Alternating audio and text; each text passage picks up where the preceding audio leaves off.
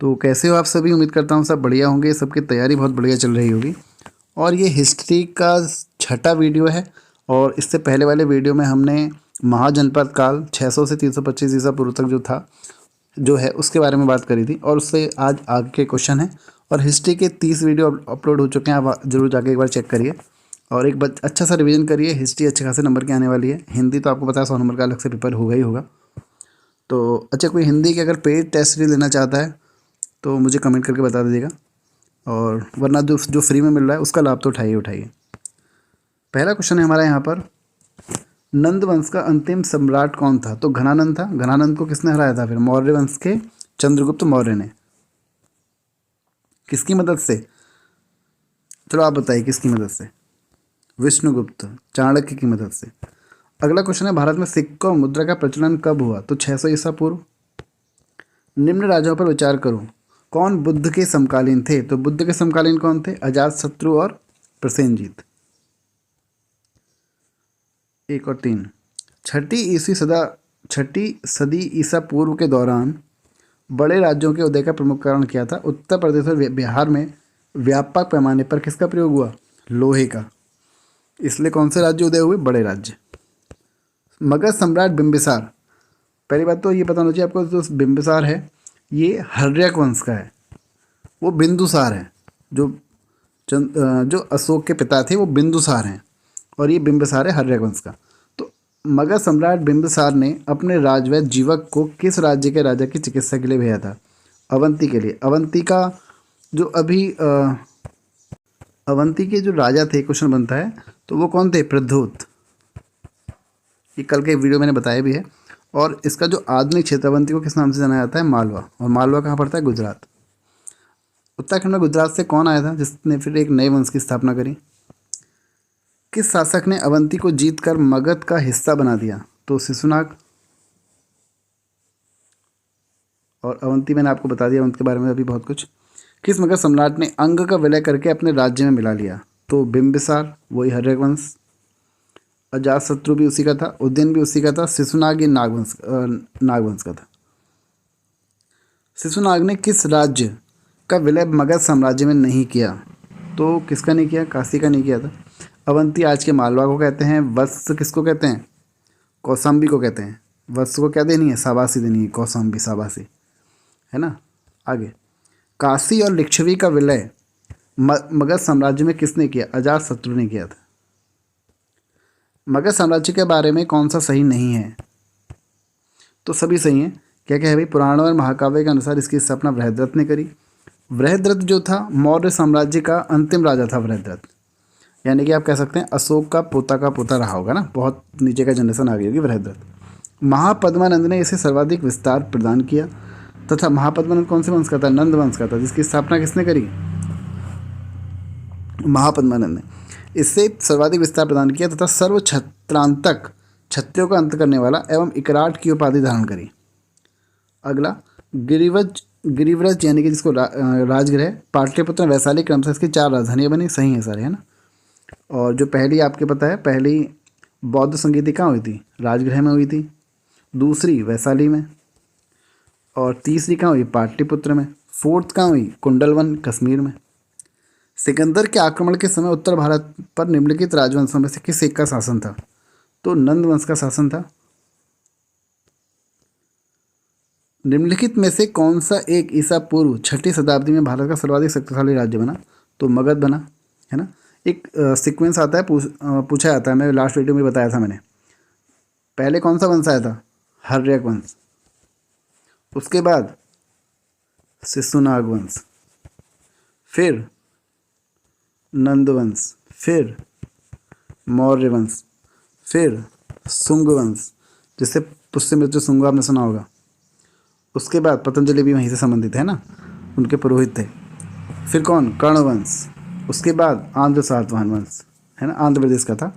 अगला, निम्नलिखित में से कौन भारत पर ईरानी आक्रमण के प्रभाव में माना जाता है? कौन से ईरानी आक्रमण के प्रभाव में? खरोष्ठी लिपि का प्रचार आपको पता है ना, जो हमारा ये अगर ये आपका राजस्थान वाला एरिया है, यहाँ पर ये पाकिस्तान, फिर ये अफगानिस्तान, है ना, फिर इधर जाओगे तब जाके आपको क्या पड़ता है? इराक ईरान वगैरह पढ़ते हैं ना, तो वहीं से हमारे यहाँ पे कौन सी लिपि में आपको अशोक के जो भी मिलेंगे आपको मोस्टली इस साइड खरोष्टी वाले में मिलेंगे। तो खरोष्टी लिपि का प्रचार और अभिलेख उत्कीर्ण करने की कला व प्रचार है ना, ईरानियों की छत्रा प्रणाली का प्रचार, घंटाकार के गुंबज की कला का प्रचार, स्त्री अंगरक्षकों की नियुक्ति। तो ये सब कहाँ से है? डी ऑप्शन 2 ईरानी आक्रमण के प्रभाव से माना जाता है भारत पर। निम्न में से कौन सा एक सिकंदर के आक्रमण का प्रभाव नहीं था? तो इस आक्रमण ने भारत और यूनान के बीच प्रत्यक्ष संपर्क स्थापित किया, बिल्कुल सही है। इस आक्रमण ने पश्चिमोत्तर भारत यानी कि पश्चिम और उत्तर यहाँ की बात हो रही है, अगर ये भारत है तो यहाँ की बात, यहाँ पे भी मैंने बताया आपको। क्योंकि आप देखोगे ना पहले जो आक्रमण होते थे वो इसी साइड से होते थे, क्योंकि आप उत्तर में देखोगे तो यहाँ पे क्या लग जाता था? हिमालय लग जाता था। और भारत में इस साइड समुद्र, इस साइड समुद्र, यही वाला जो एरिया था हमारा ये खुला रहता था, इसलिए यहाँ से क्या होते थे? सारे आक्रमण यहीं से होते थे। भले ही वो चाइना का भी कोई बंदा आएगा, मंगोलिया वाला भी आएगा तो भी यहीं से आक्रमण करेगा घूम के, है ना। तो ये वाले एरिया में सबसे ज़्यादा आक्रमण होते थे यहाँ पर। फिर क्या लिखा हुआ है?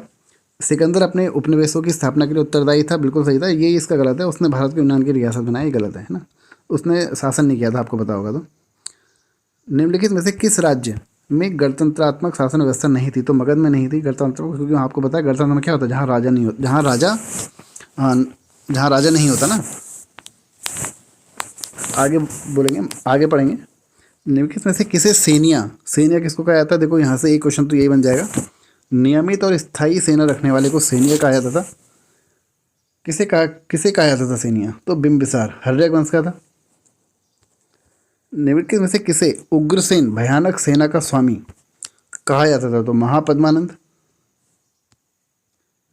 डेरियस दार्याबाहु ने 1516 बीसी में सिंधु के तटवर्ती भूभाग को जीतकर उसे ईरान का 20वां क्षत्रपी बनाया। उससे कितना राजस्व प्राप्त होता था? 360 टैलेंट। अभी याद करना पड़ेगा, रटना पड़ेगा ना। डेरियस में कितना जीता था उसने? राजस्व प्राप्त हुआ 360 टैलेंट। अगला, निम्नलिखित में से कौन सिकंदर के समय भारत आने वाला इतिहासकार नहीं था? तो हेरोडोटस। अगला क्वेश्चन है हमारा, महाजनपद काल में श्रेणियों के संचालक को क्या कहा जाता था? तो श्रेष्ठिन कहा जाता था। अगला क्वेश्चन, कुछ ही क्वेश्चन बचे हैं, इसको जल्दी से खत्म कर लेते हैं चैप्टर को, फिर हमारा बौद्ध धर्म स्टार्ट होगा। और बौद्ध धर्म के अंदर मोस्ट इम्पोर्टेंट चैप्टर है। तो ये है हमारा अष्टकुलक, किसको कहा जाता था?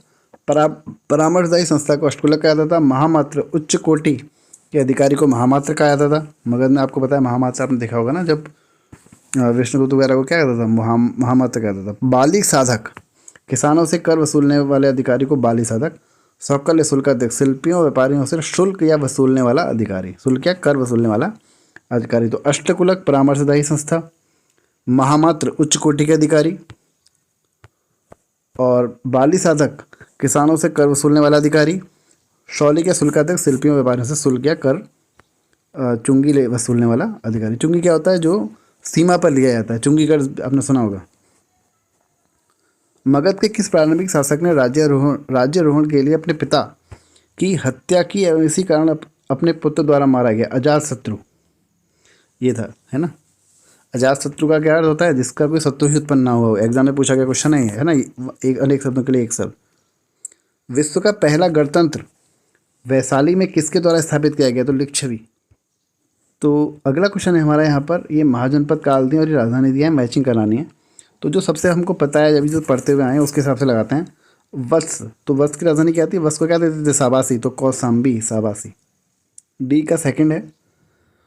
और अगर कौशल की बात करें तो जो कौशल की श्रावस्ती होता है, लेकिन यहाँ पे साकेत दिया हुआ है, कोई बात नहीं, साकेत इसका सही होगा। तो डी का सेकंड, सी का पहला। कुरु की क्या होती है? इंद्रप्रस्थ होता है। और पांचाल का क्या होता है? ऐच्छत्र होता है। इसको नहीं पता, वो याद कर लेना आप। तो इसके हिसाब से इसका आंसर क्या हो रहा है? ए का हमने डी का क्या देखा था? वस्त्र को क्या देते हैं? शाबाशी। तो डी का सेकंड एक ही में है, तो ए का क्या हो जाएगा? बी ऑप्शन सही होगा यहाँ पर। निम्न में से कौन एक बौद्ध ग्रंथ 16 महाजनपदों का उल्लेख करता है?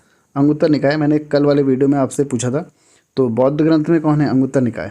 अगला, अच्छा, एक है जैन धर्म वाला, कि भाई जैन धर्म में कौन सा जो जैन ग्रंथ है उसमें 16 जनपदों का उल्लेख किया गया है। अब आपको ये बताना है,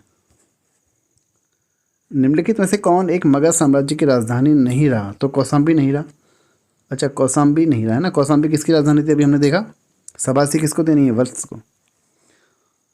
तो तो बस ठीक है, डी आंसर हो जाएगा इसका।